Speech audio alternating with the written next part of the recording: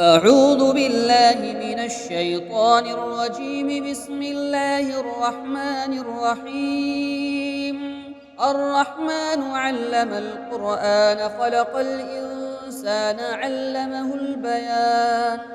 الشمس والقمر بحسبان، والنجم والشجر يسجدان، والسماء رفعها ووضع الميزان ألا تطغوا في الميزان، وأقيموا الوزن بالقسط ولا تخسروا الميزان.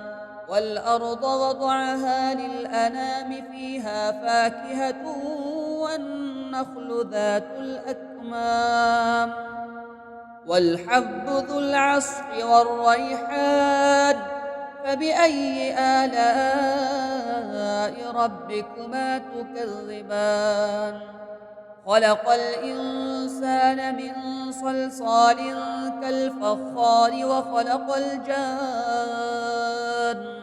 من مارج من نار. فبأي آلاء ربكما تكذبان؟ رب المشرقين ورب المغربين، فبأي آلاء ربكما تكذبان؟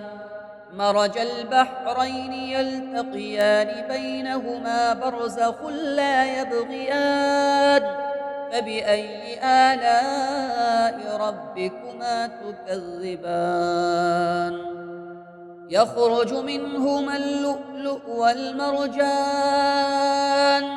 فبأي آلاء ربكما تكذبان؟ وله الجوار المنشآت في البحر كالأعلام. فبأي آلاء ربكما تكذبان؟ كل من عليها فان، ويبقى وجه ربك ذو الجلال والإكرام.